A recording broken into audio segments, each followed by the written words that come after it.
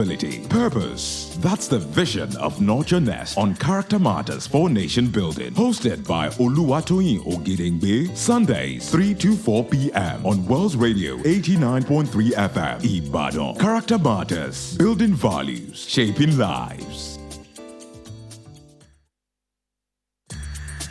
True nation building begins with character, integrity, responsibility, purpose. That's the vision of Nurture Nest on Character Matters for Nation Building. Hosted by Oluwatoyin Ogedengbe. Sundays 3 to 4 p.m. on Wells Radio 89.3 FM. Ibadan. Character Matters. Building values. Shaping lives.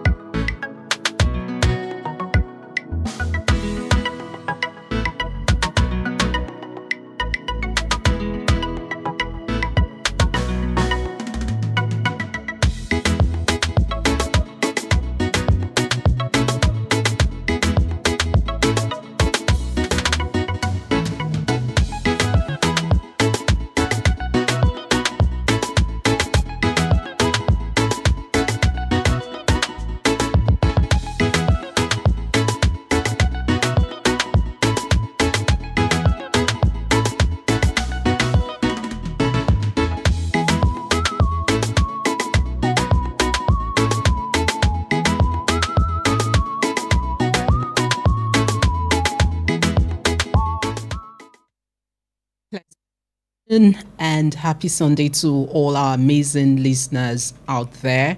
You're welcome to Character Matters. This is Oluwatoyin Ogedengbe, your host, and this is Wells Radio 89.3 FM. So good to be back. We're grateful to God for life. Thank you so much, our studio manager, Mr. Sam. We're grateful to all of those who make this happen. Our very dear Mama, Evangelist Lillian Badimosi. Thank you for all you do, ma'am. And of course, the station manager, Mr. Emmanuel Ojo. And of course, I want to say a very big thank you and a big shout out to all the guests that we've been having on the show. You've all been amazing. And we want to say to those also who've joined in at different times, we are indeed grateful for, your joining in, lending your voice. And, this is your preferred wholesome family, radio, where you get wholesome content. And we want to say again this afternoon, you have the opportunity to be able to tune in and be part of the conversation. Do not go away. We'll be right back.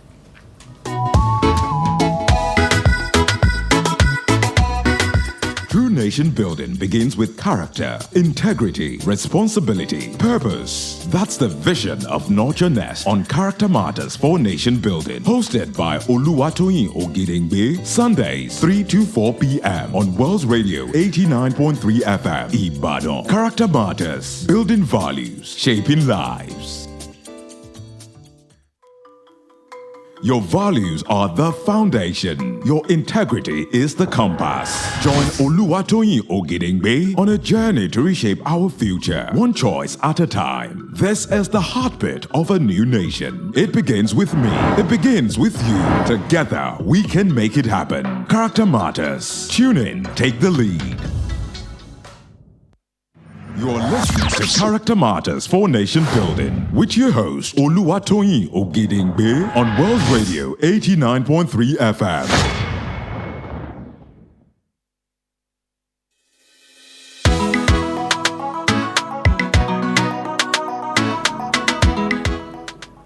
All right, you're welcome back. We are shaping history. We are changing the narratives one choice at a time.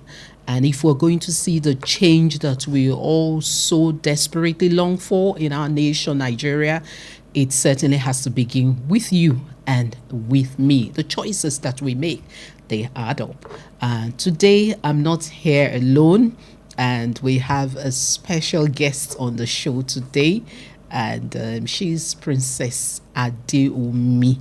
I'm going to ask her to introduce herself. Actually, she's a woman who wears several, caps, as it were, and one who's been through so many, and she's still standing.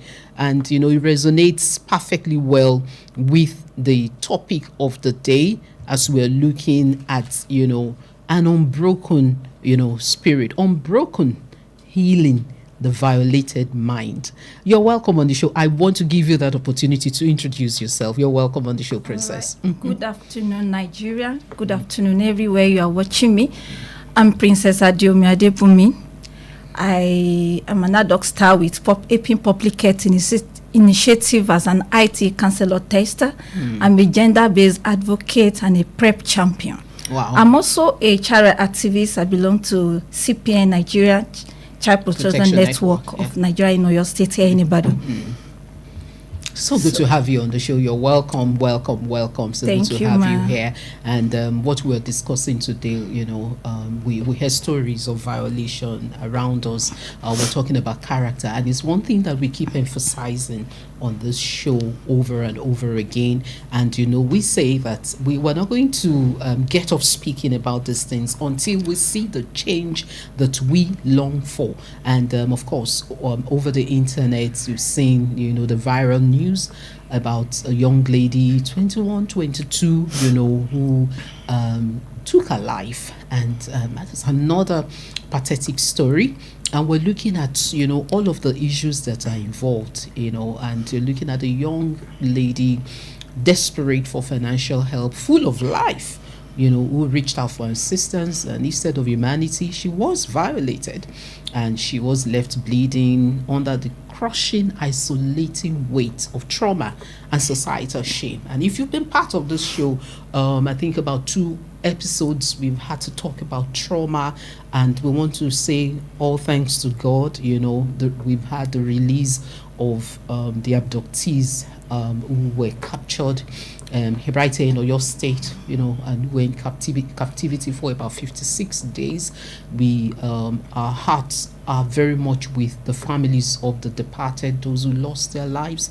We pray that the Lord will comfort them. Amen. And we're praying. We know that even those who have been released, because you're talking about trauma, and then some people live all their lives with trauma. Some people don't heal, depending on the environment and the exposure and all of that.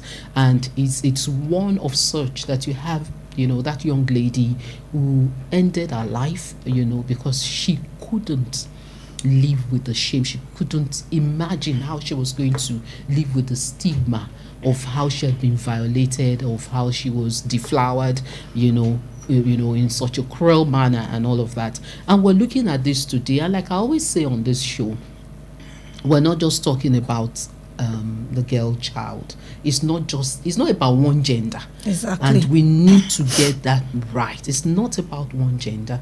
And all of the attention and all of the focus, we're looking at those at the receiving end. We're looking at those who are the perpetrators and all of that.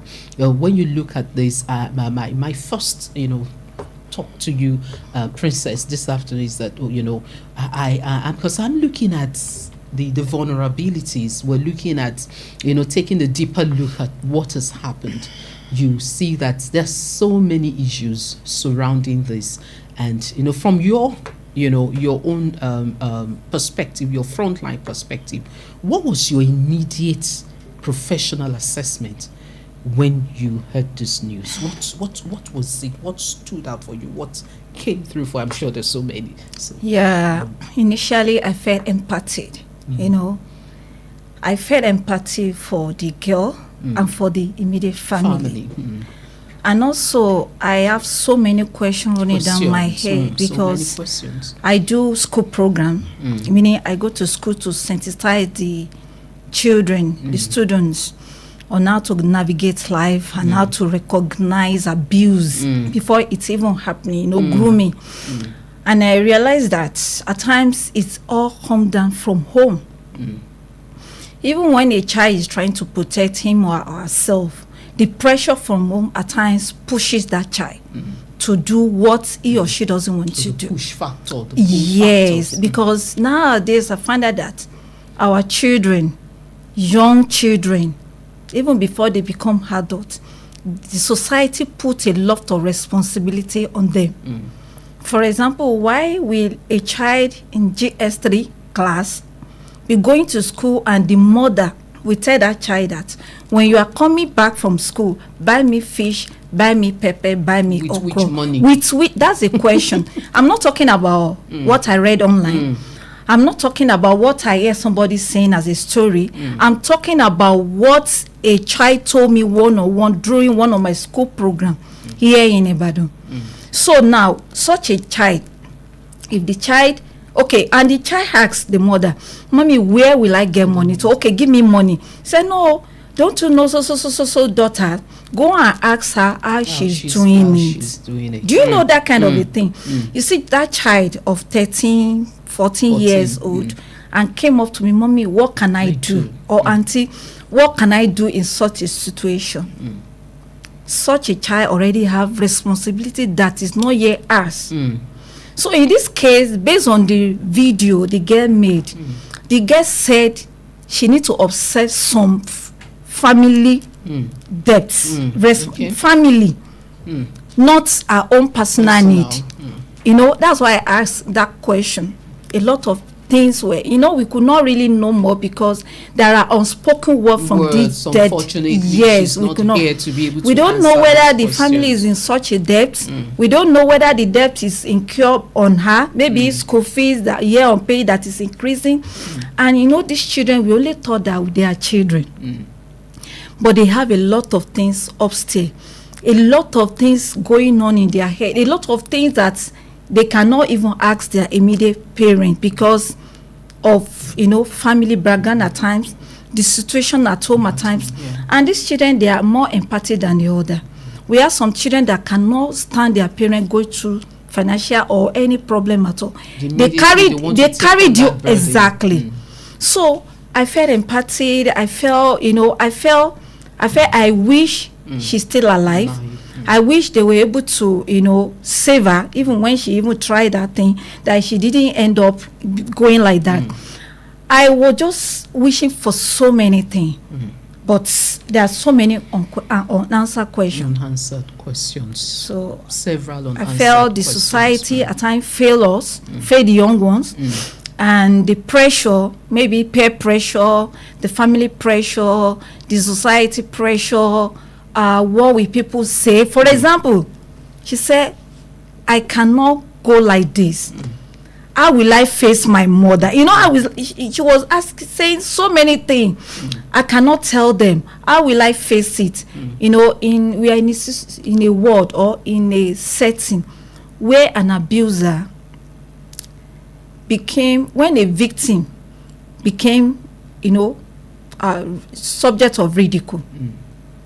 Because she was saying, who will believe her? She walked there with her legs. She even narrated the whole thing. The pain, the pain was too much for me. I was just, the way we carry pain differ from each other.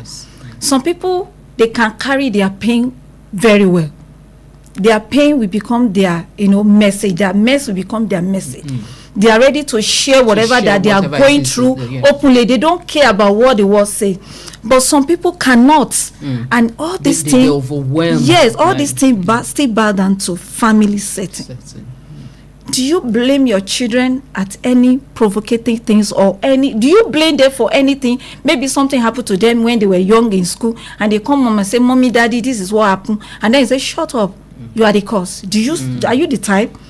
Are you the type that shuts you're so very quick, the type who's very quick to judge, to put the blame, yes, on your child. You the type, or you are the type that we, first of all, even before you chastise that child, there is a way you make that child feel painless, as in cuddle the child, tell the child that I know it's not your fault, and I don't want you to feel bad about it. We can do it together. We will come out of it together.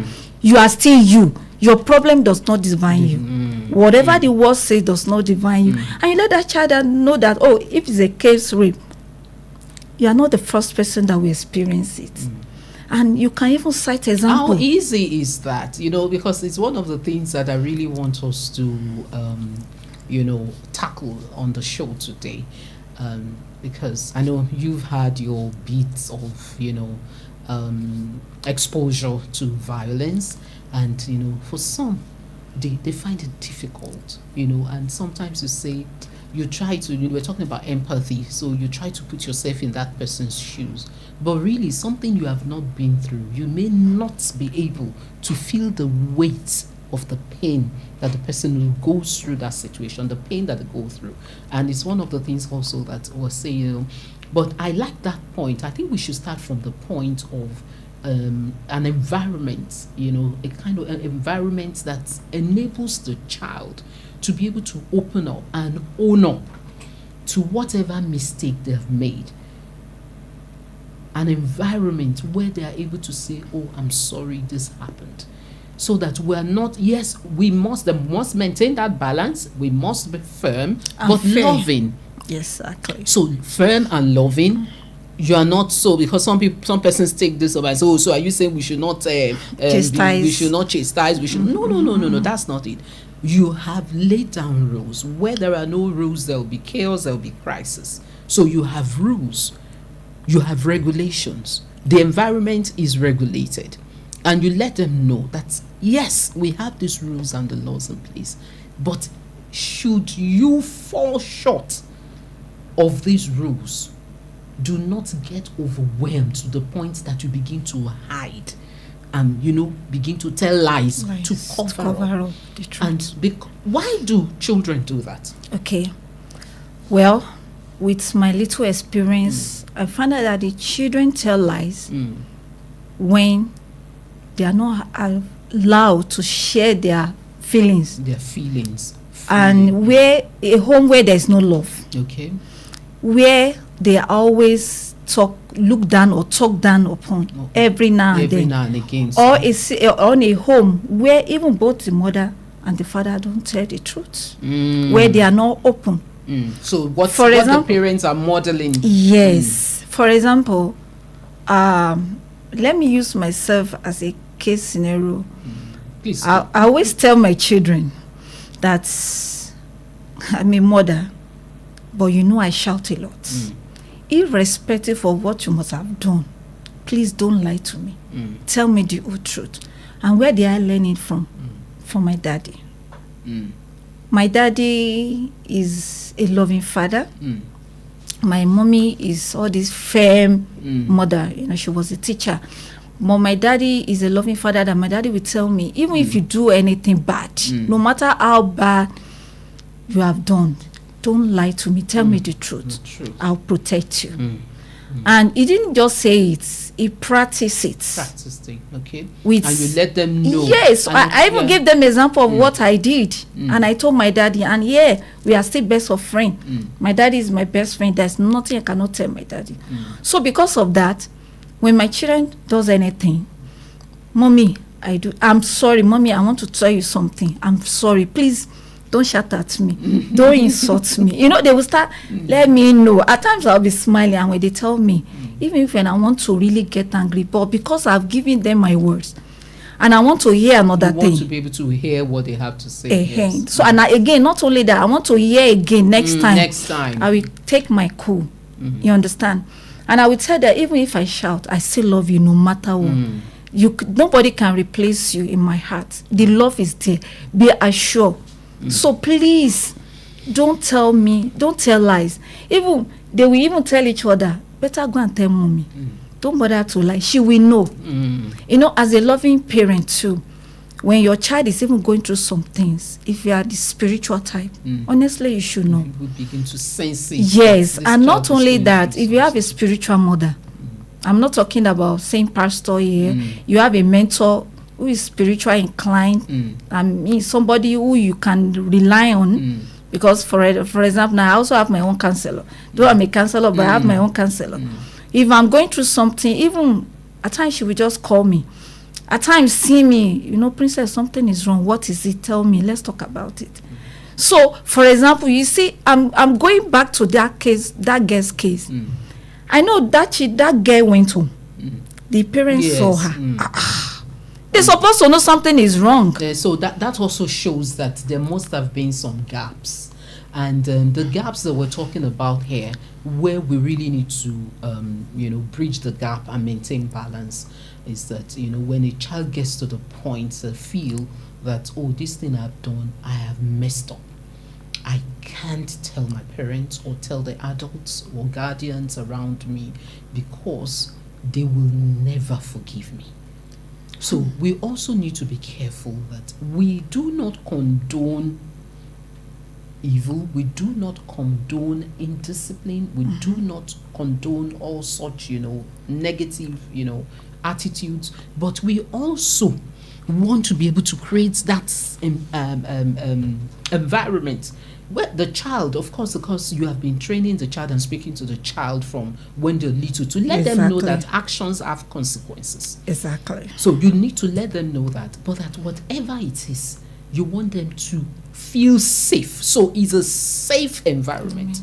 Do we have that safe environment? So it's one of the things we're having in the conversations, and because we're talking about the push factors, we're talking about the pull factors. So if the child doesn't feel safe around us to be able to tell us, not because when the child tells us we are not going to maybe meet out the necessary punitive measures, we're not saying if it, whatever we need to do to let the child understand that, yes, you've gone through this, this is what you've done, some actions will be taken. Sure. Yes, but then we also need to be able to get that child to the point where the child knows that, yes, I've messed up, but this is a safe space for me to recover.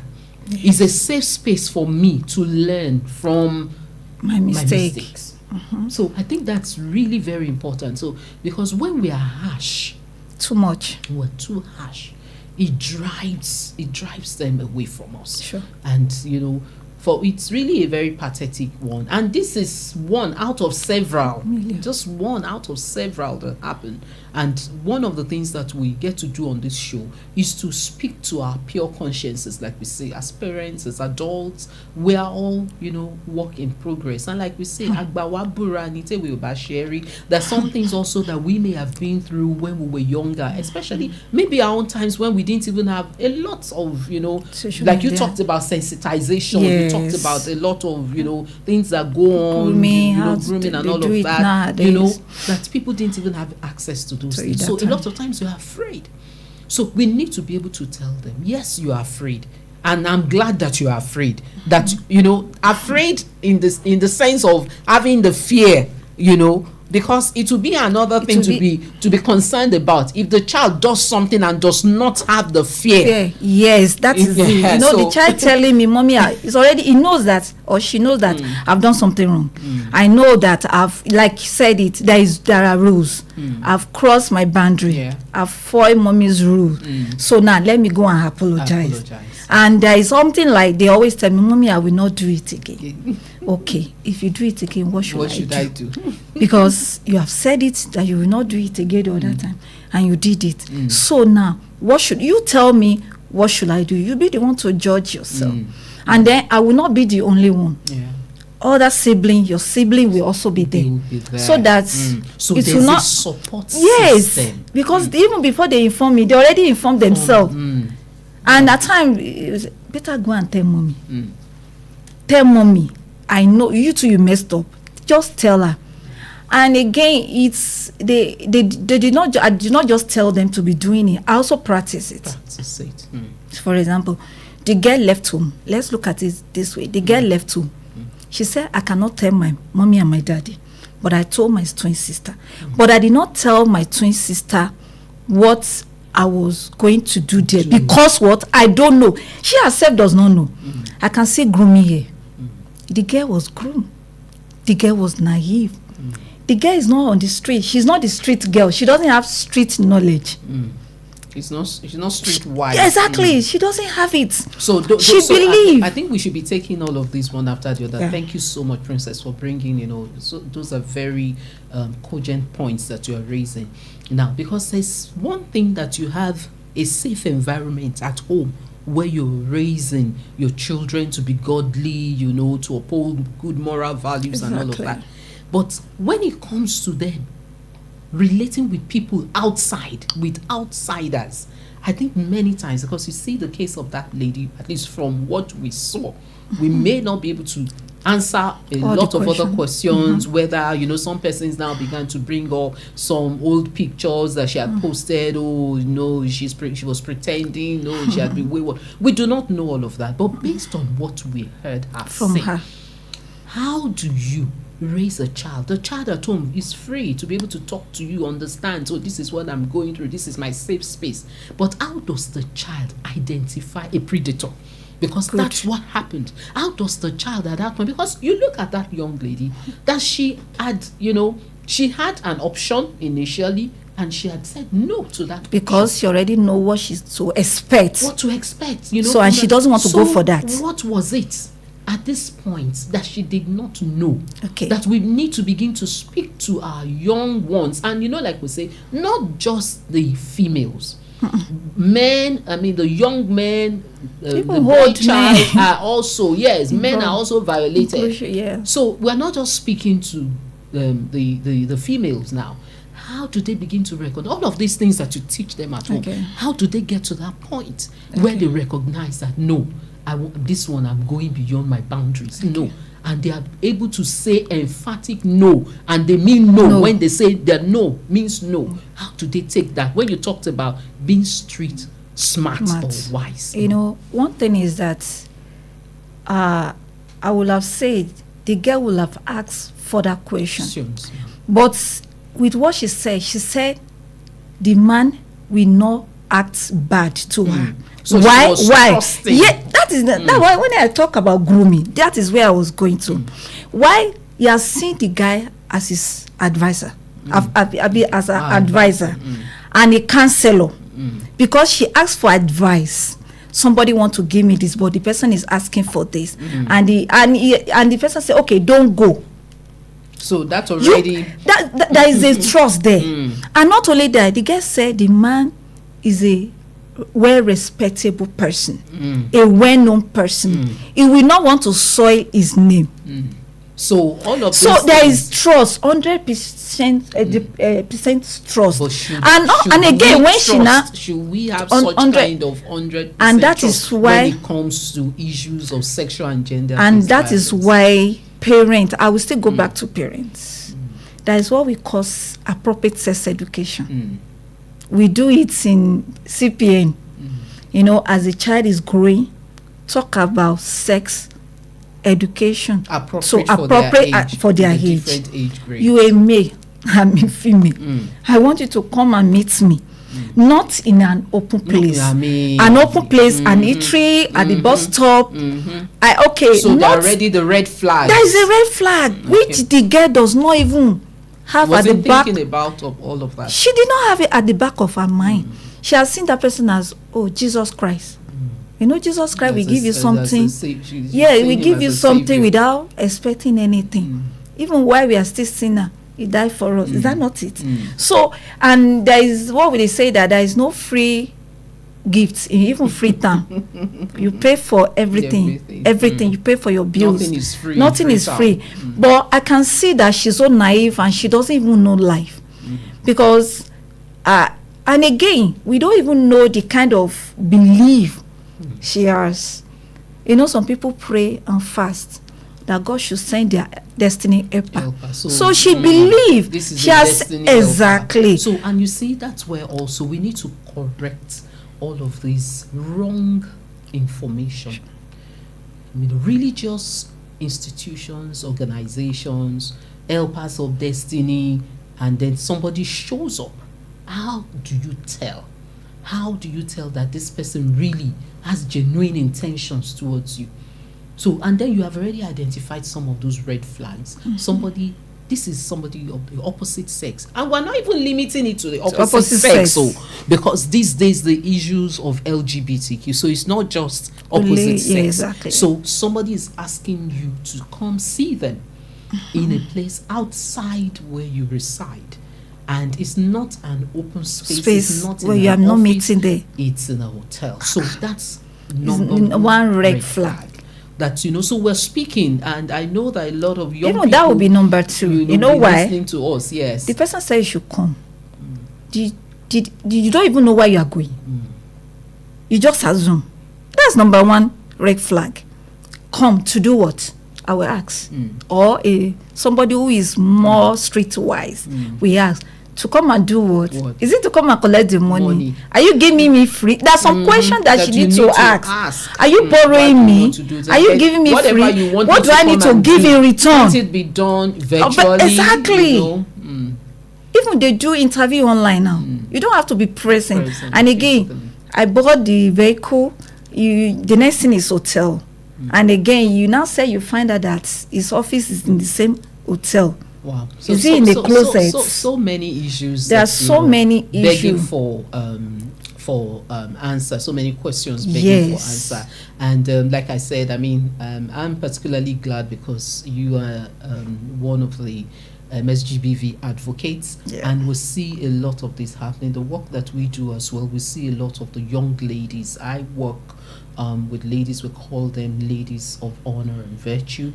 And when you speak with these ladies, the issue of trust, there are several of them. You know, when we're talking about trafficking, a lot of people focus on international, you know, trafficking, you know, but a lot is also happening within, you know. So asking somebody to live where they are. So there is the use of falsehood. There is the issue of deception. So those are the things to look out for, that you do not want to fall prey. And, you know, we're looking at all of that. So we're speaking to everyone, young and old, everywhere that you're, you know, listening to us, watching us live on Facebook or YouTube.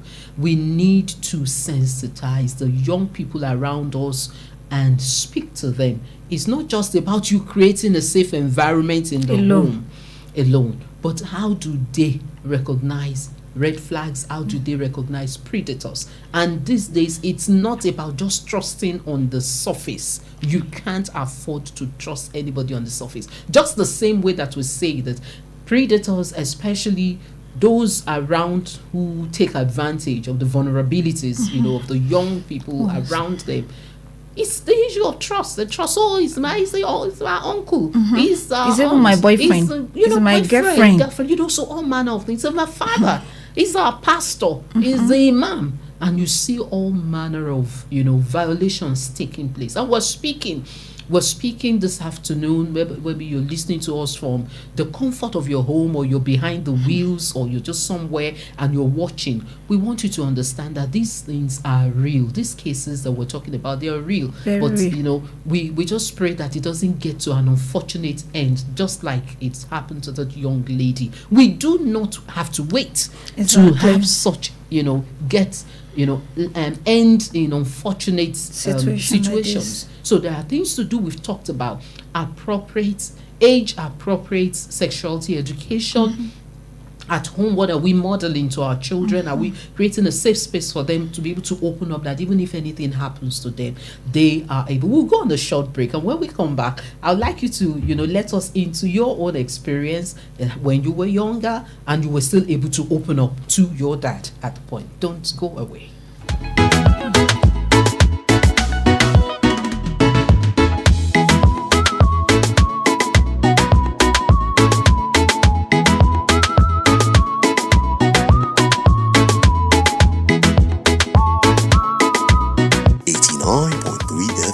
Your preferred wholesome radio. How long will it take you to confirm payment? I have been waiting for the past 1 hour. I'm so sorry. Our network is slow. I will just run out of data. Same excuse yesterday. It is unacceptable, please. You better switch to One Data Internet Service. One Data? Yes, One Data. One Data is an internet service provider with the best alternative and solution for unlimited speed. One Data provides fast and reliable internet service to organizations, homes, and places of interest in Nigeria. With One Data, you get to enjoy the premium internet service with dedicated unlimited internet speed at all times, 24/7 fantastic customer service and support, and you enjoy a 1-month free subscription when you make payment. Now is the time to say goodbye to downtimes. Sign up with One Data today on 0811 223 2671 or visit www.onedata.ng for more inquiries. One Data, unlimited speed.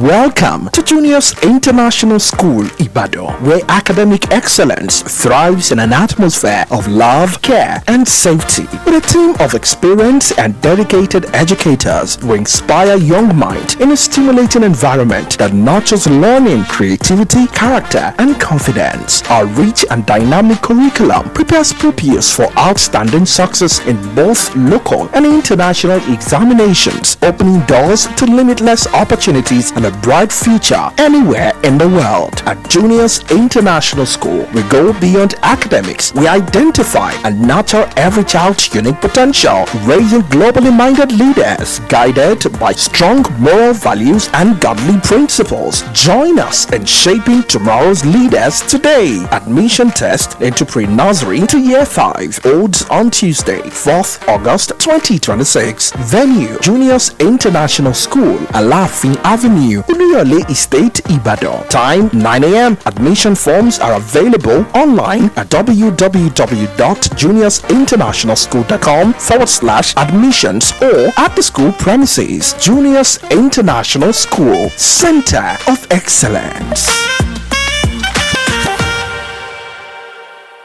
You're listening to Character Matters for Nation Building with your host Oluwatoyin Ogedengbe on World Radio 89.3 FM. This conversation shapes lives. Welcome back to Character Matters for Nation Building.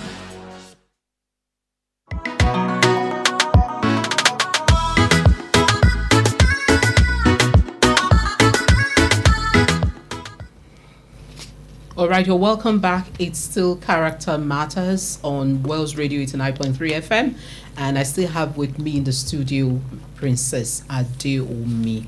Okay, so we want to begin to look at some of the other issues that we need to address.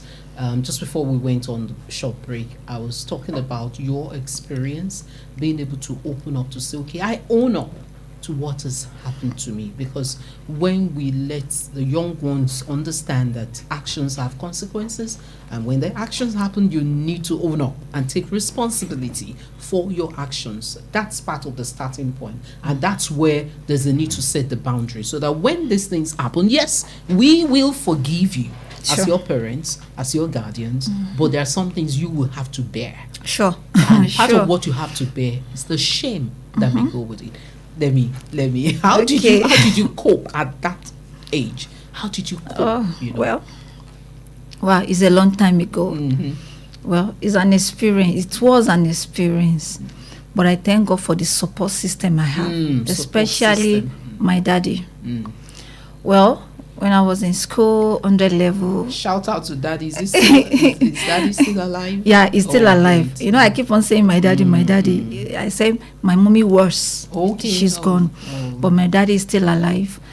I remember that time I was in my early 20s and I got pregnant for my first child, but not yet married. And of course, I was sent to school not to go and get pregnant. So my intention was not to tell my daddy, to have my baby before even going back home. Wow. So how were you planning to hide that from them for 9 months? I will just not go home. If I need money will be sent to my account. And they wouldn't bother asking after you, but because was that a norm already? That it was not. Initially what happened was that, and before it happened, I went home. I told my daddy that I want to bring the person I will marry home. He said no. He sent me to school not to go and get married. I said, okay, Daddy, I just want you to meet the person. He said no. I don't want to meet anybody now. So he was concerned about the time. Education. At that point, to focus on your education. So when it happened, of course, I was not happy. I was sad. I cried most time. But I couldn't hold it any longer because I'm not used to hiding things from him. I'm not used to it. So I believe something is too wrong.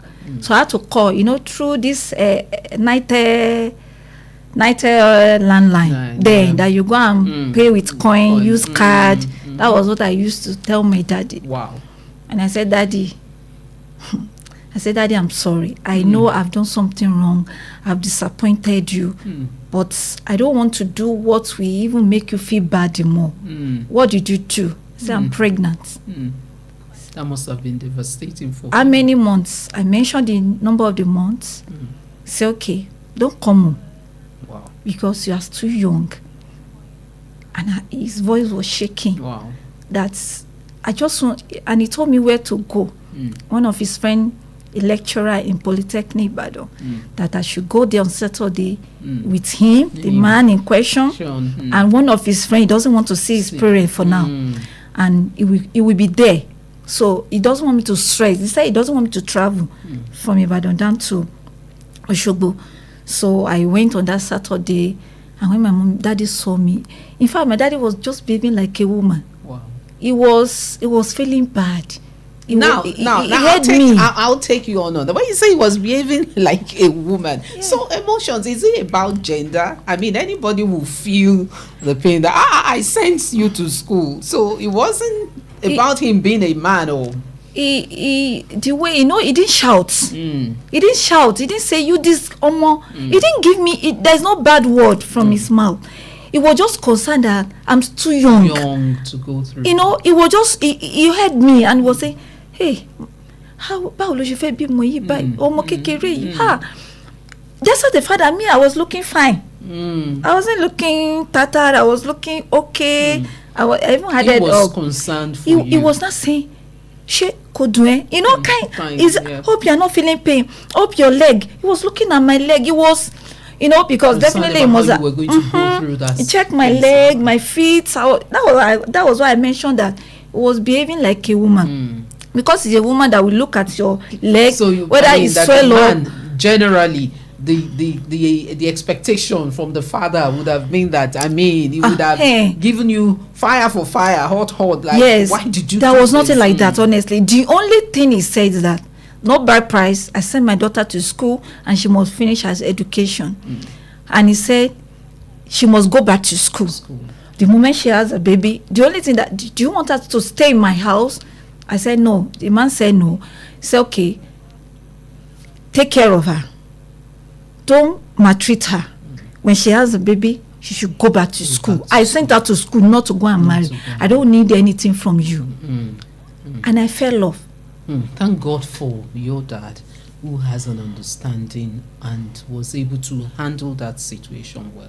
And that's why, we say, when people say that, experience is the best teacher, we say you do not have to be the one going through the experience by yourself, but the experiences of other people can be teacher exactly to you as a person. So what Princess has just shared, thank you so much, Princess, for sharing that, because I know it's not everybody who is able to share their past to say that I've been through this. But when you share such stories, it helps the younger ones, the younger generation, to be able to, learn. But there's another thing. They should know that for every decision you make, every decision, you face the consequences, no matter what. So maybe two, because of our time, maybe 1, 2. It wasn't easy. I was young, having a baby. The shame, not only the shame, I was left behind. My colleagues were in school. I was at home. That period, and that you had to be delivered of your baby. Exactly. You had to nurse your baby. Yes. You missed out. And I don't have a source of income. You can imagine that then I become a dependent. It's what you give me. I don't have a certificate to say I want to go and work. Is it I want to go and do sales girl or cleaner? It really, really drew me back. But thank God, I will still say thank God for the type of support system I have up to today. And thank God for that advantage and edge that you have. Not everybody has. So don't because of that go and make mistake. Out there listening to us, yeah. Please, actions have consequences. Exactly. And you don't want to go through. It's better to not allow it happen. Exactly. Prevention is better than cure. Because the shame, what happened to that young lady? She couldn't imagine going through that shame of having been violated and deflowered. She had looked forward to being married, to a person that she loved, she even shared, and all of that. So you see the stigma that will go with all of that, and these are things that people go through, and you do not have to go through this, because there are people who've been through these things, and they are telling you now that it's not an easy thing to go through. You talked about the fact that you were left behind at some point, you lost time, you became dependent, so, and regrets. Sure. There's the place of regrets that keeps coming. And I was told, if I didn't do it, I will have done this. Had I known, like we say, Yorubas is kabenu, so that you don't get to that point where you begin to have regrets. And that's why we're coming your way today, bringing Princess to speak to our young ones from our experiences. And that the issue of stigma, how did you cope? How did you deal with that? Well, there is something that has to do with my mom too. My mom built me. No matter the situation, don't look down on yourself. She really, really inculcates me to have high self-esteem of myself. That even though I'm this, but that does not determine me. Not define it does not at all. And then I want to tell anybody, even when you are going through anything, that people should know suicide is not the solution. It's not the solution. It's not an option. It's not even an option for you to consider. People will Help talk. Is available. Yes, people will talk and keep quiet. Balance.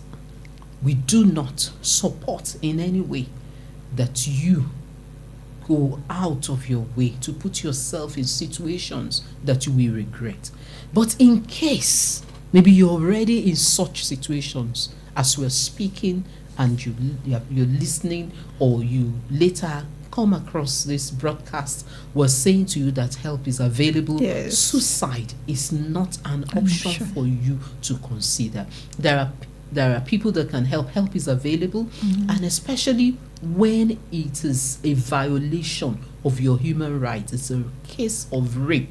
Justice. Maybe we need to quickly talk about that as we wrap it up. What do you do when it's a case of abuse? When it's a case of rape, for you to be able to have a grand evidence. The moment it happened to that girl, let's use the case of that girl as a case scenario. Yes. The girl said she was bleeding. All she could have done, she shouldn't have washed off. So you do not go and take a bath. She can't even, she was able to carry herself. She cried. She can tell the guy, please, can you get me a pad? Because it's not good for her to wear pants and be going about and blood will be running.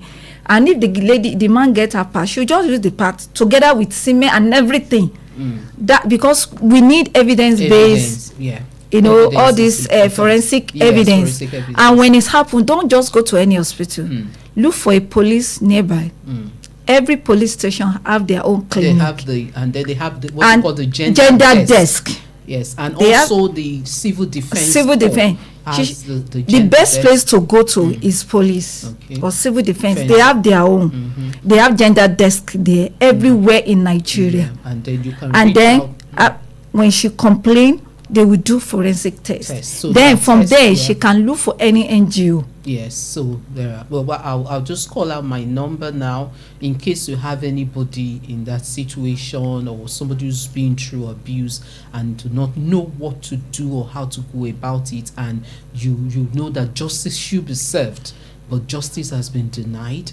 You need to be able to reach out 0805 635 4859. I take that again, 0805 635 4859. So just like Princess has said, there are evidences that need to be tracked for there to be for prosecution, to for take your place. case to have and we ground. want you to understand also that a lot has changed. There's the Violence Against Persons Prohibition Law. The act was signed into law by former President Goodluck Jonathan in 2015, and it was domesticated here in Oyo State, if you're here, and several states of the Federation have also domesticated the law. So you have that, and you can please reach out for help. Do not think that you're helpless. Help is available. And so when this happens to you, and of course there's the place where you need to defend yourself, there are things you need to do to shout, you can kick the person, you can beat the person. Self-defense, very important. You can shout, and of course you can run away from that vicinity. You can run away. So many things that you can do. I'm sure we'll have another session where we can now look at some of these other things. But if anything has happened and you're looking at what to do, or you have been violated and you're really down, you're concerned and you need counseling, please reach out. Therapy. It's important that you're reaching out. It's important that you're seeking help, and we want you to know that help is available. Thank you so much. It is good to speak out. Yes, speak don't out. Keep quiet. Please don't keep quiet. Don't keep quiet. Sorosoke, like you say, Sorosoke. Please speak out. Do not keep these things. And then we want to also encourage you that yes, if it has happened, that does not define you. It's not the end of your life. That you can still pick up the broken pieces of your life, because broken crayons do distill color. Sure. We want you to know that broken pencils can still write beautiful stories. So if you are out there being part of this show, you need help, or somebody who needs help, feel free to reach out to us. It's been an awesome time on the show today. Thank you so much, Princess Adeomi, for being on the show. Thank you. We really appreciate it. Thank you for sharing your story, and we're glad that you've been able to turn your mess into a message and several lives. We'll have you back again, to be able to tell us how you really navigated and how it's been for you. And you have beautiful, amazing, grown-up ladies who are doing fantastically well. So we want to speak to you out there. There is help. People like this are also willing to mentor, provide mentorship for young ones out there. And we've said it's not about one gender. It's not about the female gender, male or female. If you feel your rights are being violated in any way, please reach out and do not end your life. Suicide is not an option. It is not an option. Thank you so much. It's been Character Matters on Wells Radio 89.3 FM. I remain your host, Oluwatoyin Ogedengbe. See you next week by the grace of God. Bye for now. Thank you.